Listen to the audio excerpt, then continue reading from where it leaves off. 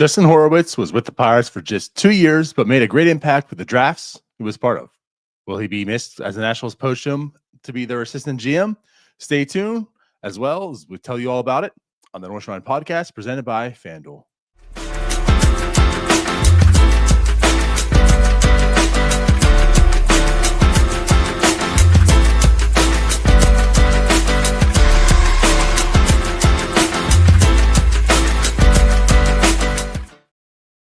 Yo, yo, yo. Welcome to Bucco Brew, powered by DeFair Coffee and Tea. I'm your host, Anthony DiNardo. With me, we have Jim Rosati. So, Jim, happy Monday.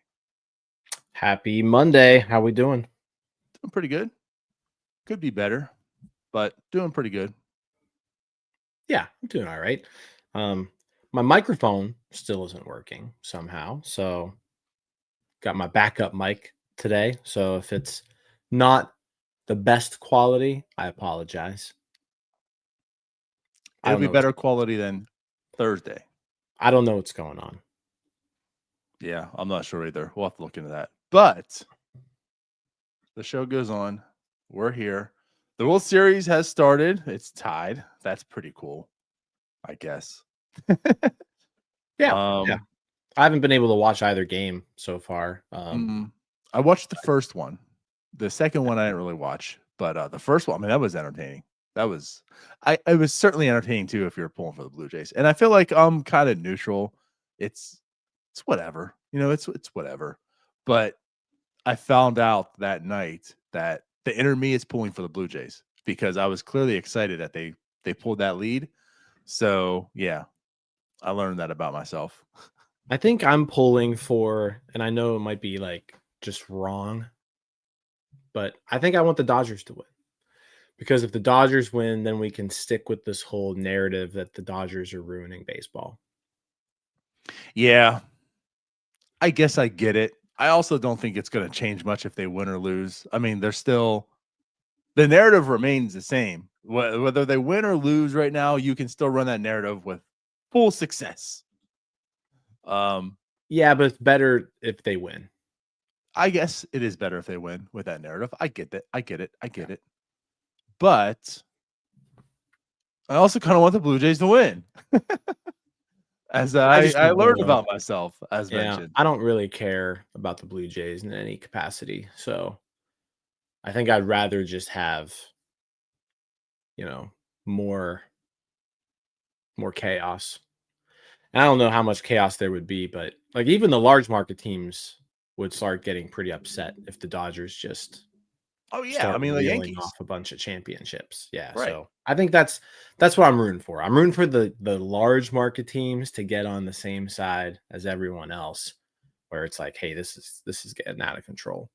And if the Blue Jays win, not as much of a narrative to build. No, I get it. Like Steinbrenner's got to be pissed if he sees that. The Dodgers win, then he looks in his same city and sees the Mets, what they're doing over there.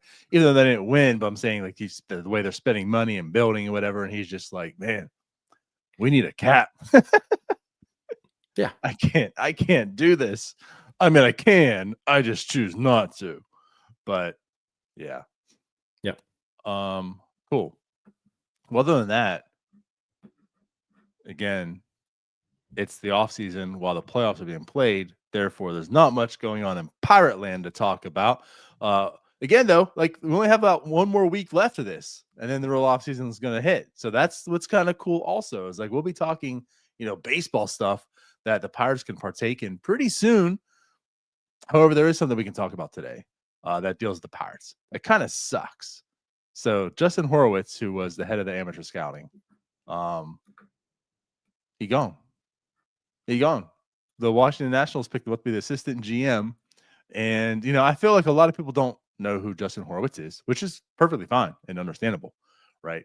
And I think a lot of people can relate that, Justin Horowitz, who's, basically like heading the drafts, part of scouting, like, well, we can't be good. Look at the Pittsburgh Pirates, so good riddance. But, I think, in the sense that we're talking about, like, he's only been here for 2 years. And you look at these 2 years, it's been part of like the Connor Griffin drafts.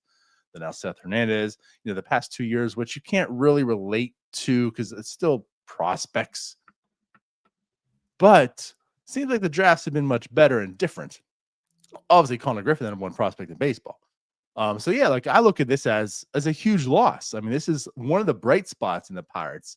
One of the people that's you look at who's successful, and they lost them. Yeah, there aren't too many people employed by this organization where you can look at him and be like, hey, that guy's doing a pretty good job. Um, and again, it was a small sample size. I mean, he's only been around 2 drafts, and really the second draft, we have no idea like what's going to come of that. None of those guys have even played more than a couple of weeks, and even then, like it's just a handful of them have played a couple of weeks at like Bradenton and in Greensboro.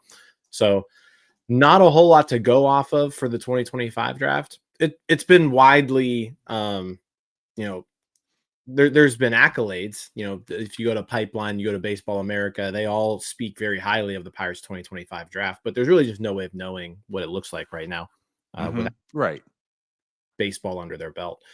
But yeah, I do want to spend some time talking about the 2024 draft because not only is Connor Griffin from there, but that draft is shaping up to be one of the better Pirates drafts of recent history already. Like it's already contributed to some major leaguers via trades.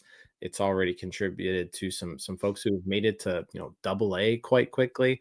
There's some highly ranked prospects in the group outside of Connor Griffin. So yeah, I want to spend some time today talking about that 2024 class, really because I think I think it's better. Like there's some depth to it, which is something that we've been lacking in drafts lately.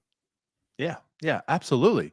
So, and before we do dive into that, to tell you a little more about DeFair Coffee and Tea. So, DeFair is a family and employee owned and operated business. They believe that coffee and tea are one of life's simplest and most accessible pleasures, and when enjoyed thoughtfully, can open your eyes to the here and now. They have 5 locations across the city of Pittsburgh, including their flagship in the heart of Pittsburgh's historic Strip District. Don't forget to stop by DeFair's new location downtown on Penn Avenue, right across from the Benedum. Grab a cup and fuel up on your walk to PNC Park. Mobile ordering is available. Check them out on their Instagram for more details. And of course, that's defair.coffee, where you can go and if you sign up and order your first time, Jim, tell everyone how they save 30%. Yeah, if you go to defair.coffee and plug NS930, NS930, and the promo code, you get 30% off your first order. There you go. I just got my newest shipment on Saturday. So thanks, DeFair.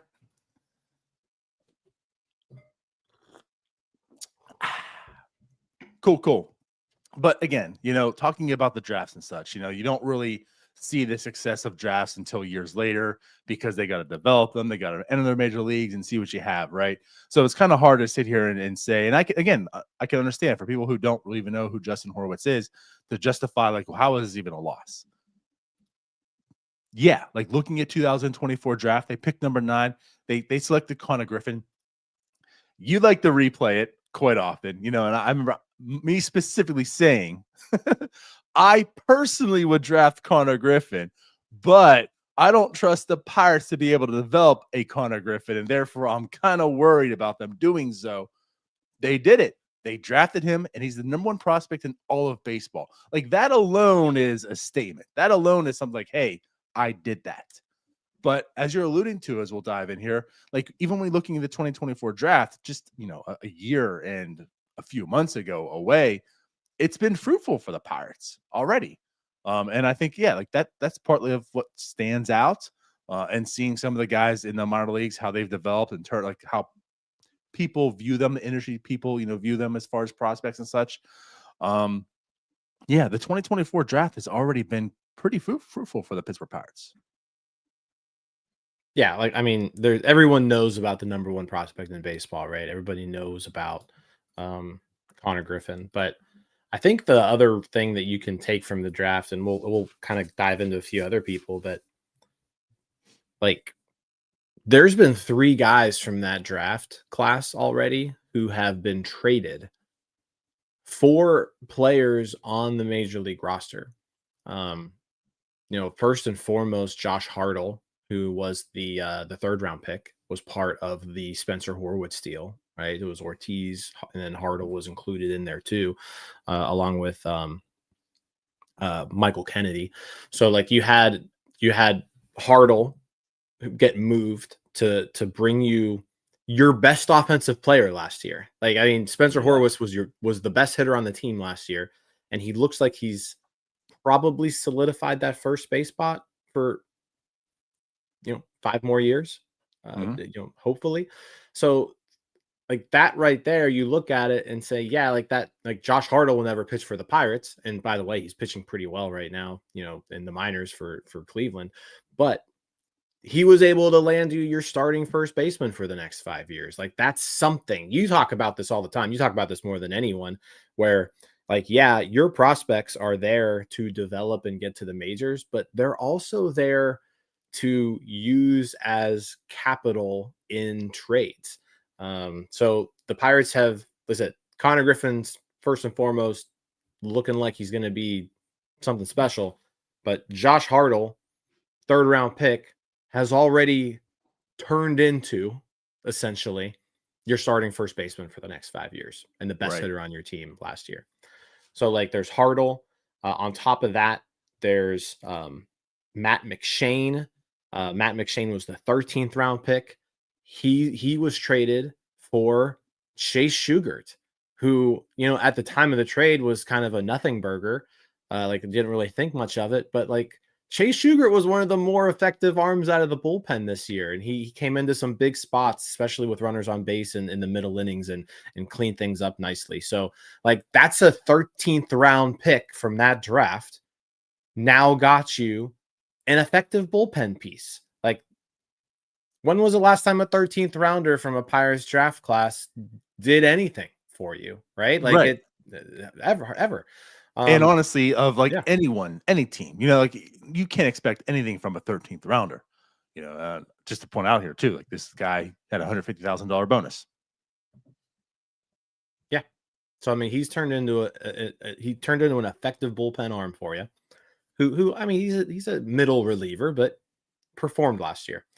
And then also 19th round pick Joe Vygotsky, traded for Manuel Valdez, who, again, nothing special, right? But it's a 19th round pick in that draft that you gave up for. I mean, when he was healthy, he looked like we talked about this on Thursday. He looked like one of the more competent hitters on the team early on in the season before getting hurt. So I think it's just, you look at the draft and like none of the guys from the draft have made the majors, because I mean, we're just a year out, but that draft has already produced 3 major leaguers essentially. Right. Plus the current number 1 prospect in baseball. So like right there in itself, that kind of shows that's pretty productive. And I think what stands out also is, again, like Chase Shugart, right? He's not a spectacular piece in the bullpen, but he was kind of a pivotal piece. I mean, I did talk about him quite a bit. I think all of us did. It was like, I mean, he just did his job. He simply, every time he was called upon, he did his job. He wasn't sexy. He wasn't outstanding. There was nothing like, he wasn't on StatCast looking like this and that, but he came in there and he did his job. That's more than you probably expect any 13th rounder to do. So already got those results from him. So absolutely, like seeing that they've used part of this draft to get resources they needed right away. And they were kind of worked out, I know, like you mentioned, Manuel Valdez. I don't know what he is. I mentioned him on this last show, how if he's on the team, cool. If he's not, cool as well. There's enough there that makes me interested in him, and it's not fair to really tout what he is because he got injured. He didn't have a full year. I mean, I think he would have had more plate appearances this year if he stayed healthy, and we have a better idea of him. There's stuff that stands out and says, okay, that I kind of like those. But is it something that's going to stick? Right. So anyways, if you're getting that from like a 13th and 19th rounder, that's a score. And then we haven't talked about like the guys that are like still in the system and developing. And you mentioned Hartle. Like Hartle's not in the system anymore, but he does go to Cleveland again, kind of showing, what maybe he sees, Justin Horowitz, whatnot. But he goes to Cleveland, and yeah, like he has a 2.35 ERA and 103 innings pitched, in high A for the Guardians. So like he was pretty outstanding. Just 2 home runs and 103.1 innings. Yeah, like he had a really solid season. He's the 27th prospect according to Baseball America. So again, like there's all that. But right, like with the guys in this system, we talked about Levi Sterling quite a bit. You know, there's Wyatt Sanford. Like a lot of scouts love him more than I think we did. That's for sure. So like, yeah, like there's, you know, Will Taylor, who's in the Arizona Fall League right now. Connor Whitgriff, who's had a really, really good season, you know, in the minors. Like he's not really on like prospect lists so much and stuff, but like as far as like performance, performed really, really good. You know, Deuce Gorson. Like there's actually quite a few prospects that have some interesting stuff, I should say. Yeah, and a lot of these guys we haven't really talked about much because they're not like super close to the majors. Mm-hmm. Um, but yeah, you kind of look throughout this class and it's got the makings of turning into something pretty good. As I said, on top of just Griffin. You mentioned Wyatt Sanford. Like Wyatt Sanford's a top 10 prospect in the system. Levi Sterling, top 10 prospect in the system, kind of if you depending on what list you're looking at. I do want to talk about Deuce Gorson a little bit because I feel like we don't mention him hardly at all. But Deuce Gorson was the 9th round pick in that draft, college hitter out of UCLA. And we always talk about like, you know, Greensboro. It's got this great offensive environment. Let's wait until they get to Altoona and then we'll really figure out who's actually a good hitter. Right. Well, Deuce Gorson moved through the system relatively quickly last year. Got promoted to AA, played 56 games in AA, hit 5 homers, stole 10 bases, weighted runs created plus of 134, OPS over 800. Like we talk about that Altoona playoff run, and we mentioned Connor Griffin a lot. We mentioned his Merlin Valdez a lot, but like Deuce Gorson had a lot to do with that playoff run too. Mm-hmm. Deuce Gorson looks like what you were hoping Mitch Jebb would be. Like that's sort of how I look at Deuce Gorson. Because like he's not a shortstop, you know, he's gonna be a second baseman or a third baseman. So like he's gonna be playing a non-premium position. He can play a little bit of first too, and I don't think he'll end up there. I don't think the power's there to play first. But like so far, Deuce Gorson has just hit at every level he's been in, which is a good sign. Again, like not saying Deuce Gorson's going to turn into anything, but typically I'm just so used to 9th rounders being absolute nobodies who are just the most boring prospects ever. There's Right. nothing interesting about them at all. Whereas it's like, 9th round pick Deuce Gorson, like you're doing something. Like you're making me notice you at least at this point. And it's not like he's old. Like he was 22 years old, AA this year, and was dominating it. So like maybe there's something there. I don't know. You mentioned Will Taylor, same thing. Like he missed some time this year due to injury. And like we talked to him, if you want to kind of learn a little bit more about him, we talked to him in our Arizona Fall League preview stuff. But again, like he's hit. He hit in Bradenton. He hit in Greensboro. He's in Arizona right now. Like just a toolsy guy where I don't know. Like again, Will Taylor was a fifth round pick, Will Taylor in that draft. And it's like, there just aren't typically 5th rounders that are all that interesting that this team drafts. And Will Taylor has some interesting tools. You know, we talked to Eric Longenhagen from Fangraphs, and that interview will be out next week while we were in Arizona, 2 weeks. But he spoke really highly of Will Taylor too, about how he liked him and his tools.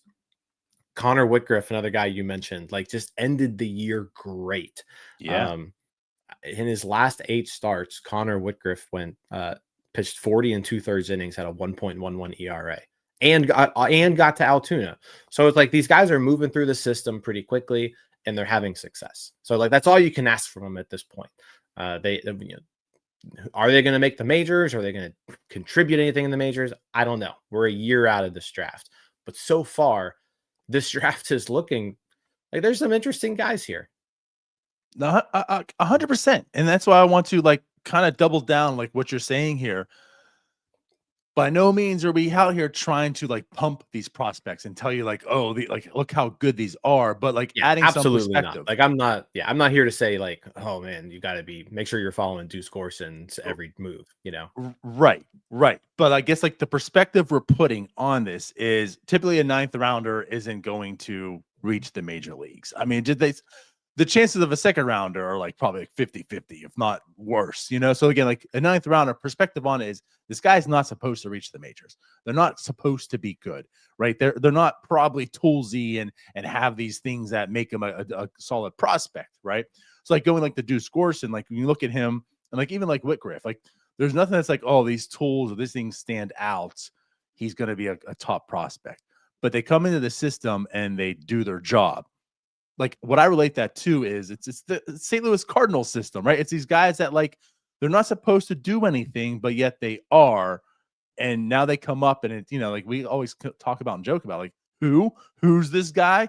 Who's this plumber playing second base for the St. Louis Cardinals? And they perform. And it's not like they have these monster careers, but like they give something they, you know, to the major league level at some point. And again, not trying to tell you that like a Deuce Gorson's going to make the majors and do that, but this is how that starts. You know, it's like, well, should we be looking more into this because this kid is 22? He hit 32% above average, you know, in double A. You know, the strikeout rate's pretty decent. The walk rate's pretty decent. Doesn't hit it for a ton of power, but it gets like he has good average, gets on base. He's performing, you Mhm. know? So like it is just 1 year. He's not going to fall on prospect list, but like, does he perform in triple A? And then at a point, does he come up? Like, does he become like an Adam Frazier to some level? You know, that's what we're talking about. So again, like so far, so good in that aspect. You know, you would expect him to be sitting here and like maybe league average in double A or such, but because he's performing at such a good level there, and like you mentioned, going from Greensboro, that's one thing, you know, performed there, but he goes up to double A and he's still performing well over 200 plate appearances there. Okay, I'm looking. What do you got for me, Deuce? So Yeah. again, like that comes from a Justin Horowitz draft. I mean, this 2024 draft, so far in the way that you can evaluate it, so far, it's been pretty damn productive. Yeah. And yeah, just to kind of just piggyback that, like, yeah, like I'm not saying Deuce Gorson's going to turn into anything, Right. but like Mitch Jebb was a second round pick a couple years ago, and like somewhat regarded. I don't think it was a great pick, and like contrary to what people believe, like I do like Mitch Jebb. I just don't think he's all No, that you good. don't. Don't backtrack now, Jim. We have you on record 1,000 times. I hate Mitch Jebb as a I do person, as a like human Mitch being, Jebb. and a player. I'm joking. I hope Mitch Jebb turns into something. I just don't think he will. But like Deuce Gorson's already passed Mitch Jebb in my eyes as Mhm. like a more interesting hitter in this system, just because of what he's done. So yeah, it just kind of goes to that. And again, we haven't even really spent much time on again, like they had the ninth pick in the draft there, and you can argue like, oh, well, Connor Griffin was the best player available on the board. Well, guess what? 8 other teams didn't pick him. The Pirates picked him at ninth overall, and he's turned into the number one prospect in baseball, like consensus number one prospect in baseball. Which, if you look in past histories of number one prospects in baseball, is like they usually end up being pretty darn good Major League Baseball players. So heading back to kind of the start of all of this, right? Like Justin Horowitz, that was his first draft. Like he was he was brought in. He was on Boston's scouting team before this. He was brought in to oversee that 2024 draft. He took over for Joe Delicari, who had been overseeing the draft for many, many years and had been very, very bad at it. As is well documented throughout history, the Pirates have not been great at drafting for a really long time. But like Right. 2024 comes in and you got this new guy, you got Justin Horowitz who's leading this draft, he's leading this amateur scouting team. And it looks like a year in, a pretty good draft, like one of the better drafts that the Pirates have ever had. And then it just stinks because now 1 year later, he's now poached from you. The Nationals come in, pluck him away, give him an assistant general manager role. And so like I want to kind of just highlight Jeffrey's comment here. So, not only do the Pirates struggle with identifying, retaining hitting talent, now they can't retain guys who can actually identify hitting talent. So that's kind of where I'm at here. It's annoying to me because, yeah, obviously this front office has not performed very well. Many people aren't doing their jobs they aren't doing a very good job, right? Joe Delicari led this Pirates draft team for a decade, essentially, and just was bad. It was bad. Like, well documented. Pirates drafting bad, right? What did the Pirates do with Joe Delicari? Did some team whisk him away? Did he get fired? No. They promoted him to some just like new made up position because they were like, we got to make sure maybe drafting isn't for him, but we need to make sure we keep this guy in the organization. So now Joe Delicari went from director of amateur scouting to now the vice president of scouting. So you promoted the guy who did a bad job to a higher position. And then you had also like John Baker. Like John Baker came in and was supposed to be this like guru, like the mental health performance coach and all this. I think he was director of player development too at one point. Mm-hmm. Yeah, director of player development. Well, guess what? The players didn't develop very well. So you would think the logical Turn around, thing John. to do, let me give you that pat on the back. Yeah, you think the logical thing to do here, hey, let's get rid of this guy leading the drafts and let's get rid of this guy who was leading player development. No, they promoted John Baker too. He's now the vice president of performance, whatever in the hell that is. They're like, these two guys are too valuable. We need to make sure that we promote them out of their positions that they're failing in and then bring in some new blood. So like the Pirates were able to keep, retain, and promote two pretty valuable front office members who were not doing well. I say valuable in the terms of they're just highly ranked. But then like the one guy they bring in here who looks to have done a pretty good job so far, they can't keep him. Yeah. Now, like Justin Horowitz is his own person. I don't know what his goals are. Like maybe he wanted to go there. Like there's stuff to that, but like think of this as any other business. Like if you make a home run hire and they do a good job, you want to keep that person around. Yeah. Like let's okay. This guy we hired, we actually did a good job here, guys. Let's make sure we keep this guy. And you know what? Let's promote him. Let's move him up. Like, let's keep giving him more responsibilities. And I think that's just the annoying part of this is like, we just saw two guys of similar like stature. They were directors. They were at that director level, like Justin Horowitz was. And like, they held on to him, promoted them. And with Justin, who seems to actually been doing a good job, they can't figure out a way to keep him. It's annoying. I'm with you, man. That's what kind of stinks. I know we were all on board. This isn't obviously any hidden secret of firing Ben Cherington. And like internally we're talking like that happens. Do you promote Justin Horowitz? That was our mindset. Again, like why? Because we see the vision a little bit here. He stands out a bit. There's already a guy internally. Is that the next move? Maybe, right? I mean, maybe. Don't know. There's a lot of names you could throw out there. But again, I think that's the respect that you kind of give this guy right now. So yeah, like losing him stinks. And again, like he's being an assistant GM for the Nationals, like well-deserved. Kudos to him. I mean, that is a jump up. That's something that maybe the Pirates couldn't offer. I think you could find a space. Hell, you have 4 assistants as there is. Maybe just make a 5th. Yeah. I mean, how many assistant GMs do you need? I mean, like they right. have plenty. But like you said, they were fine and dandy getting creative beforehand to keep someone in house. So yeah, like it does stink because this is the one guy that seemed to kind of stand out so far. Again, it's hard to judge, but so far it seems like he stood out being good at his job.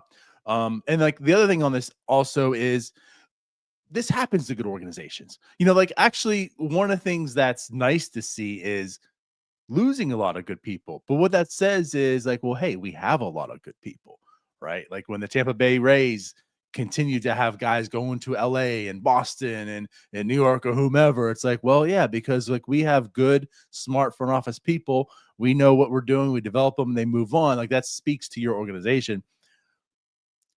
The thing is, like, you can't really say that about the Pirates. Like, this is like the one guy. It's not as if they're always, like you mentioned, like part of it also is like the reason they're able to maybe retain and keep these guys in the creative positions because there wasn't a lot of people after them.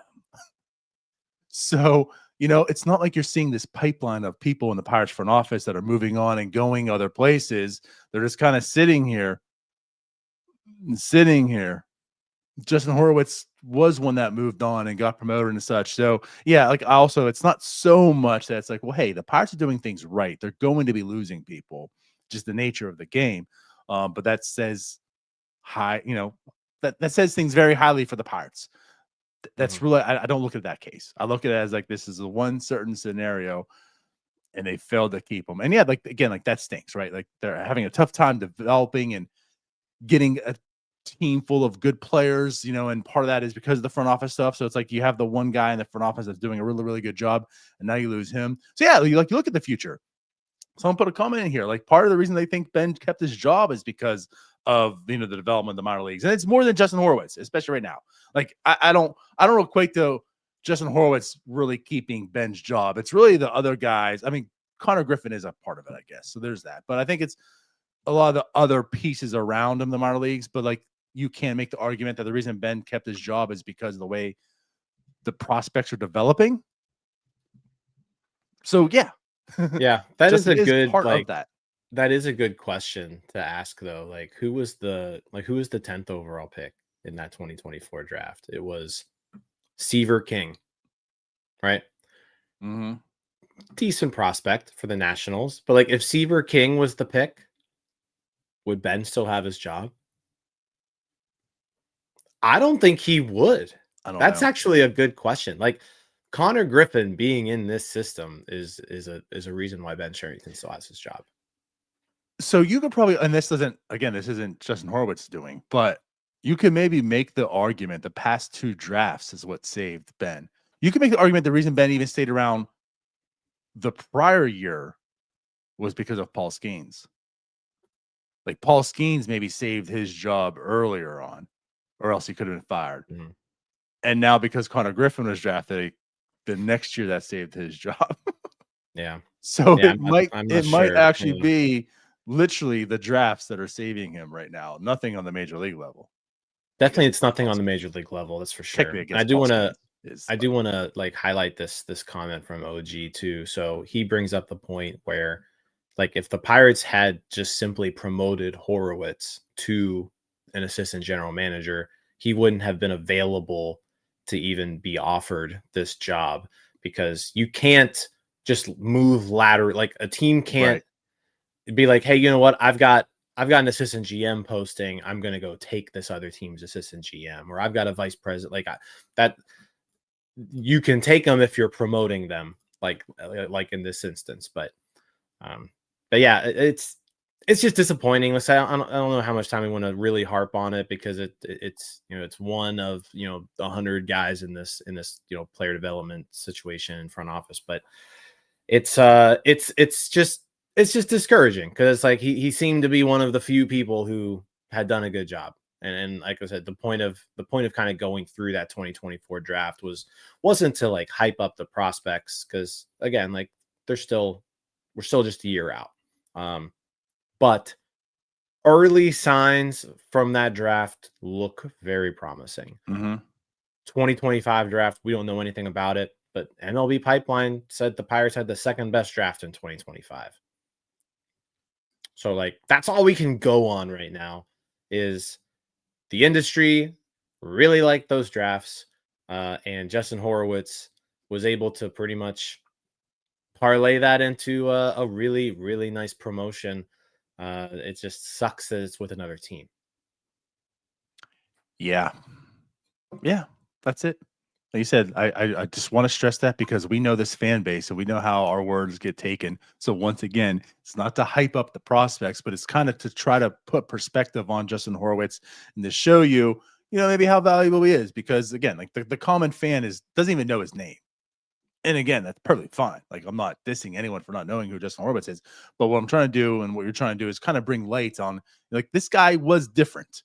It's very easy to dunk on the Pirates. It's very easy to dunk on the drafts and the developing. This guy was different. He's brought in to do a job, and he seemed to have been doing that job rather well. So that's why we do look at this as a loss, because it seemed like there was a very talented person in the front office, just very short-lived. It's 2 years, and he's already promoted to the assistant GM as in the national system now. And again, like kudos to him. But that's what stinks is like there was, as the show's title, like a rising star, more or less, in the front office who was in the Pittsburgh Pirates. That's a good thing. Try to keep them, and they weren't able to do so. It stinks. Kind of stinks. Again, just 2 years. Yeah. So there's that. There's that. You have anything else to add on that topic? I don't. I mean, we could probably talk an hour. That's what we do, but let's not. Yeah, let's not. Right. Do want to quickly touch on, there's been some chatter in the last week about, payroll, 2026 payroll, there's always going to be. DK mentioned about it. Mackey mentioned some stuff about it. And really, all signs are pointing to payroll isn't going up. Right.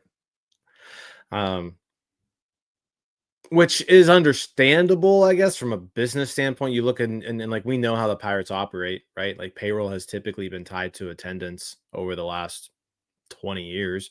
Like I said, 20, 30 years even. Like it's pretty well documented that like, hey, when attendance goes up, payroll goes up a little bit. When attendance goes down, payroll goes down. Well, guess what? Payroll attendance went down this last year. So I think it would be incorrect to assume that payroll will go up. I think just what's frustrating about that is, you only have this guy, Paul Skeens, for so much time. And if you're not going to really like push all your chips in right now, then like, what's the point of doing this? That's kind of just my mentality on this is like, what are we doing here if like this isn't the time to go all in? And by all in, I just mean like spend the most money you've ever spent. That's all. Like we went 4 or 5 years just bare bones, nothing whatsoever. It stinks. Like I said, I understand what position the Pirates are in from a small market standpoint. I understand they're not going to be able to spend like the Dodgers. I think that's not what we're asking here. We're saying like, hey, can you like do what the Reds do every now and then? Right. Can you do what the Royals do every now and then? That's all we're asking, because they haven't even been able to approach the high. They haven't even been able to approach the payrolls of the Brewers, the Reds, and the Royals. Like they've never gotten close to it. And that just, yeah, again, it's another super annoying thing about this team that they can't seem to compete with the teams that they should even be competing with when it comes to this aspect. So like I said, we've talked about payroll forever. It sucks. Like it kind of is what it is, but current estimated payroll, like as the roster stands right now, is $64.2 million. That's thanks to Ethan Houlihan and his MLB spreadsheets Patreon. Make sure you go there for more info. But 64.2 million is where they're at right now. And I mean, if you were to believe that it's not going to go up, it's going to hover around 90 million, means they got, 25-ish million dollars to play around with. It's not a whole lot. You trade Keller and you got 40 million to play around with. I feel like that's going to happen. I feel like they're going to trade Keller. They're going to have 40 million to play with, and hopefully they can do something with that 40 million. Well, that's why I keep saying it. Like in a perfect world, I'm not trading Mitch Keller, but understanding where the Pirates are at right now and how much they need to be good. Again, like it just seems like it's inevitable. You have to take the risk of trading Mitch Keller to bring on the reward. And right now with the 25 million, if you keep that, and again, that's if you keep it. I want to stress that. I'm not entirely sure it even remains the same. It could not. It simply could not. So again, I was kind of following this along all season, and like the final number, like the payroll, the attendance dropped 12%. I mean, we talk often enough how much attendance is tied into payroll, and like, hey, attendance increased 7% this year, so expect payroll to go up about 7%. So like, what happens when it decreases 12%? I mean, again, like if it was hovering at 90 million this year, are we looking at like the low 80s this upcoming year? So it being at 90, like it remaining the same is something that typically Bob Nutting doesn't do. That's like it staying the same rate is Bob Nutting saying, "Hey, I'm opening up the purse." Like, think about that. Think about that. Technically, that's Bob saying, "Hey, I'm spending more than I should because I took less money this year. So you fans should be thanking me that payroll is the same." Again, understand that it very easily could go down.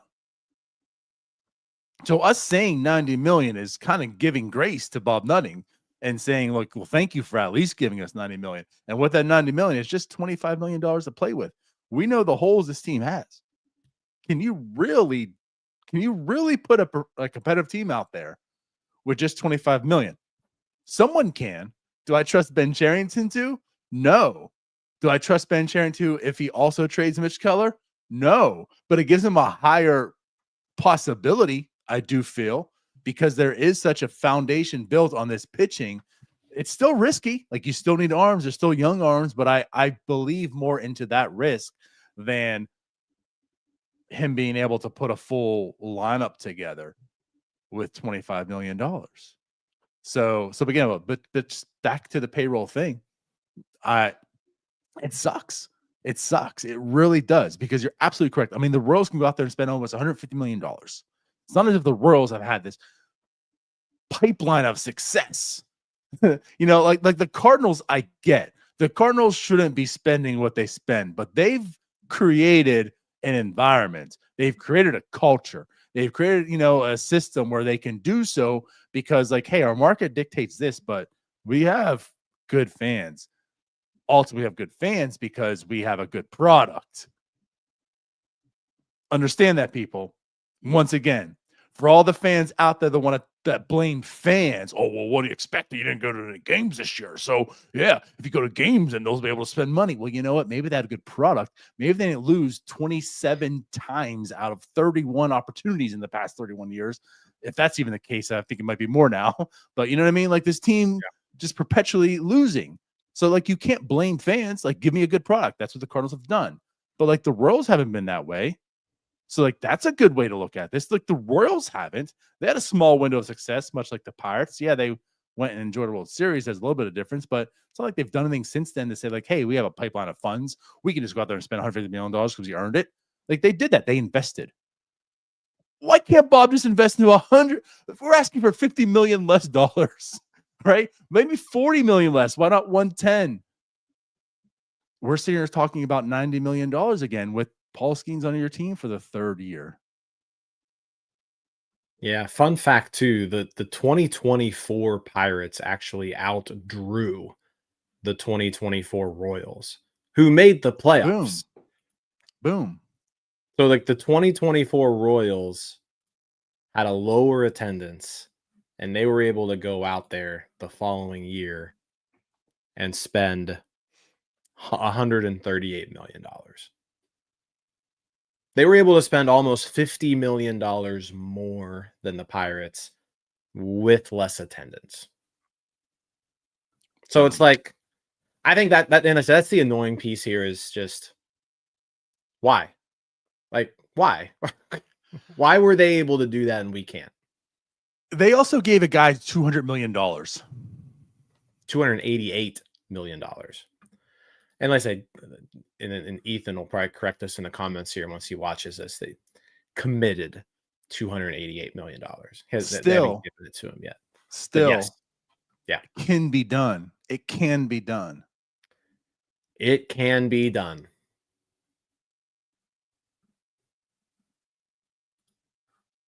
Yep. So it's annoying, but wanted to at least just touch on that a little bit. Yeah, we'll touch on it more all off season, but yeah, it's just, again, back to the, like, I can't fathom that the Pirates are incapable of at least approaching Royals, Reds, Brewers spending. I know. It's just, it's ass backwards. I know it's cliche, but the saying is, if you build it, they will come. And I just feel like the whole mentality around here is, well, if they come, then we'll build it. Yep. And that's not how you, I mean, just look at any business. Look at, that's not what Apple does. That's not like anyone has a product. You don't just like, well, we'll make a good product if you come and buy it. Like, no, you make a good product to entice people to buy it. That's why you have developers, and like that's why you invest money into your product so you can make a good product. Therefore, people want to pay money to get it. And it's like for the Pirates, and that's why I just don't understand. Fans are fans, and I understand all fans, but like I just don't understand the mindset of some certain fans who yell at other fans that, well, you didn't give them money, so yeah, like they shouldn't spend money on this. Like that's not how things work. If you're in a business and you're not giving a good product, you are going to fail. Bob Nutting has the safety net of Major League Baseball that literally gives him money that, like, there's no team that can essentially fail. Like, there's not going to be like, okay, well, the Pirates can't be a franchise anymore. You know, like that's just not simply going to happen these days to that, like in that regards. But that's the mindset. And I don't understand how fans like appreciate that mindset. Like, no, you're in business because you're going to develop a good product that people want to pay money for. When you do that, right? That's the whole chicken and egg argument. Like that's step one. You make a good product, then people give you money. So invest, Bob. Couldn't agree more. Yeah, right, and I don't know if it's a matter of an investment thing because, like I said, there are rules that need to be applied. Like Bob Nutting can't just dump money into the team without acquiring more shares, which means minority owners need to give up their, like, there are, like, Bob Nutting can't just say, I'm going to spend $50 million of my own money this year. He can't actually do that. Like, it's got to be the organization's money. Where I'm falling short is I'm not seeing how the money isn't there. Right. Because you're seeing other teams that produce, that bring in similar revenues, spending a lot more than the Pirates. So I think that's where I'm at. Right. So like, I don't want it to be confused where like Bob Nutting can't just say, you know what, I'm spending $100 million of my wealth this season and dumping it into the team. He's not even able to do that. Like, it's not a thing that's even possible. But what is possible is like looking at these other teams that are in similar situations and saying, hey, why can't we spend the way that they do? At least close. Yeah. Yep. All right. Let's do a quick Arizona Fall League update. You know, it's been another week. It's been a week of us not being in Arizona, so that stinks. That was fun. The Arizona Fall League trip was fun. I can't stress it enough. You guys, if you've got the ability to go there for like a weekend one year, just do it. Just do it. But tickets are $14 general admission. I found that out last night. Yeah. When I was looking at the box score and happened to click on the tickets. Yeah. So let's just quickly run through some Arizona Fall League updates just to give everybody an idea of where we're at. Esmeralda Valdez continues to be very impressive, leads the Fall League in home runs, leads the Fall League in pretty much every offensive category and statistic. He's hitting 517 on base percentage of 684. These are like prime. The on base, like these are, Esmeralda Valdez is essentially twice as good as Barry Bonds at this point when it comes to his Arizona Fall League stats. And I get it, it's Arizona Fall League stats, but he has a 1,379 slugging percentage, DiNardo. He's OPSing over 2,000. If people thought we were hyping up prospects earlier, yeah, as Merlin Valdez, quote, is twice as good as Barry Bonds, end quote. But again, yes, like perspective of this is it's the Arizona Fall League. But the reality of this is he's hitting better than any, like it's not even close to anyone else that's in the Arizona Fall League. And like even look at years past, like what he's doing is just, it's incredible. It's incredible what he's doing there. And this is coming off of a year where he was MVP of the league. You know, he got promoted to AA, and I know it took some time to get there, but he started really performing in AA too. So like this isn't just it's a nothing burger who's just having a good 30 at bats or something. He's had a good year. He's turned a lot of eyes, and like this is the icing on the cake. I feel like the Arizona Fall League for him. So yeah, kudos to the magician. Too. Lots of at bats, but also like this isn't including like he also leads the league in walks. So tons of walks that aren't even going towards this, but you can see that in the on base percentage. Like Brian says, there's no way they don't add him to the 40 man to protect him. And yeah, like I think if you watched our video this past week, the 3 takeaways, that's one of the things we discuss is like it's not even a conversation anymore. I don't think it was much of a conversation heading into the fall league, but it's not a conversation anymore. Like he's on the 40 man, no doubt. Yeah. Tony Blanco Jr. Just the one homer that we saw, that 460 some foot bomb that he hit. 464. Just the 464 home run. But I think what's been impressive with him is the on base ability here, like just having good at bats. 7 games, 24 at bats. He's hitting 292, 414 on base percentage, 458 slugging. So OPS hovering just shy of 900. Yeah, he continues to look good. I feel like the strikeouts have crept up a bit the past 2 games, just 2 games. But like that's the one thing that stood out when we were there. So he didn't look overmatched. The strikeouts really weren't there, but like the past 2 games kind of coming back. So yeah, so interesting. That's what's going to change Tony Blanco. His contact can get better.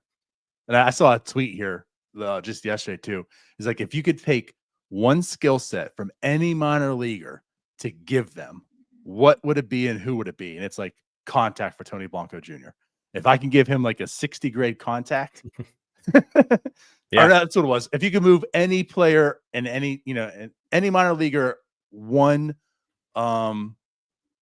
grade, tool. grade point, it'd be giving him a contact, a full grade higher. Yeah, because I mean Blanco's hit tool is probably at like 20, to be honest. Yeah.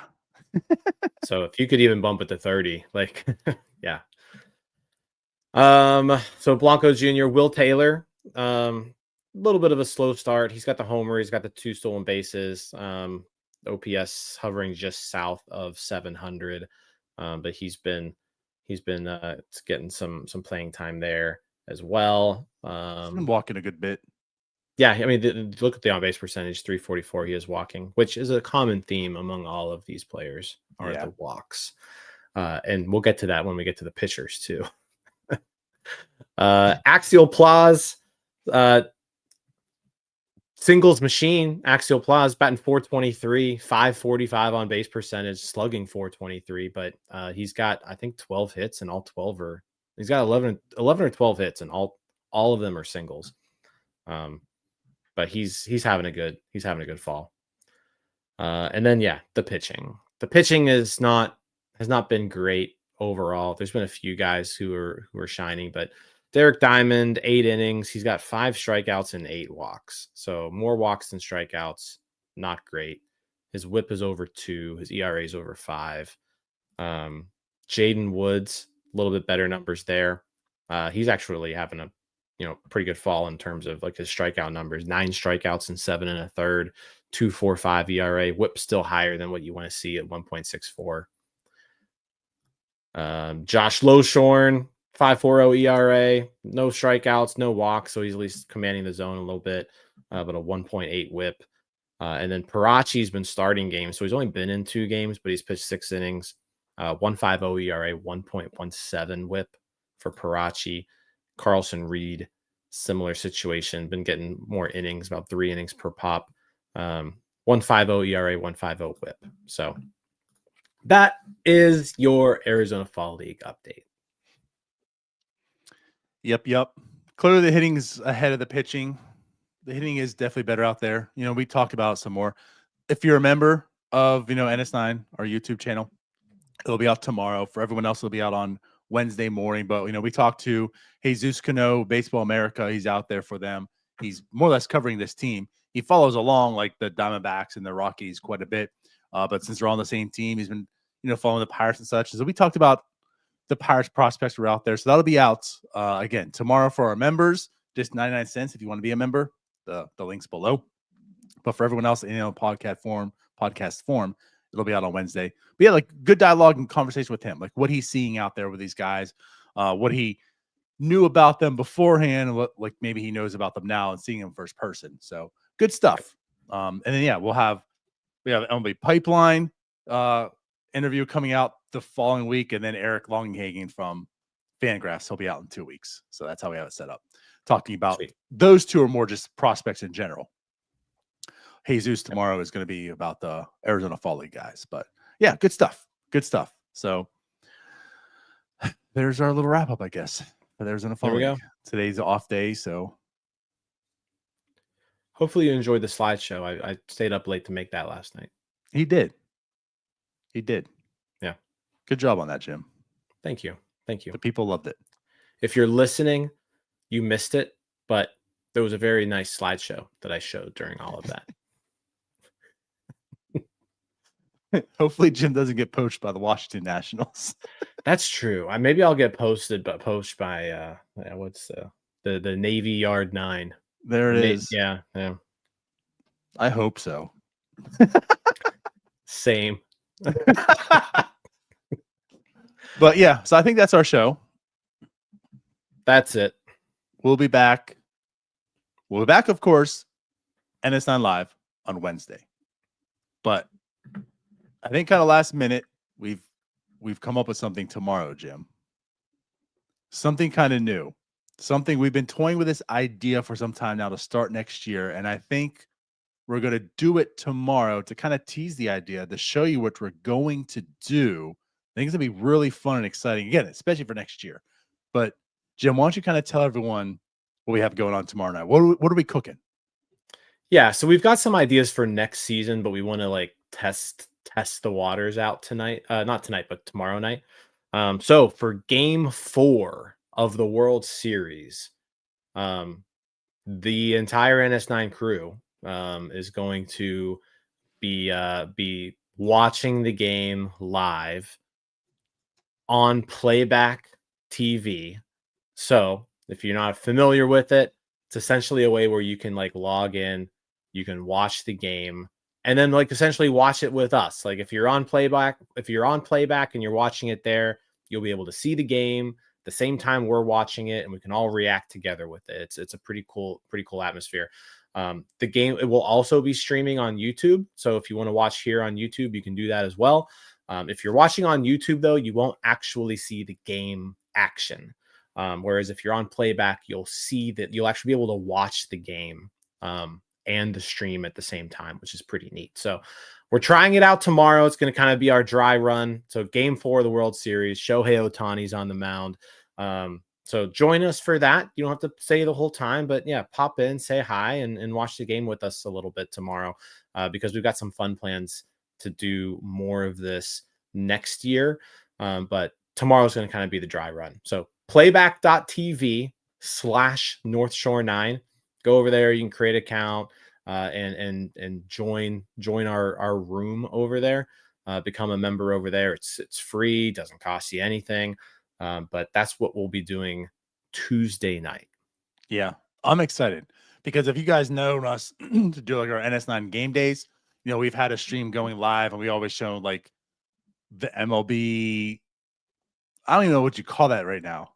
It's been so Game long since day. it's game day, but it had like the stick figures. You can kind of see like the game in motion, not the actual game, but it was like like the.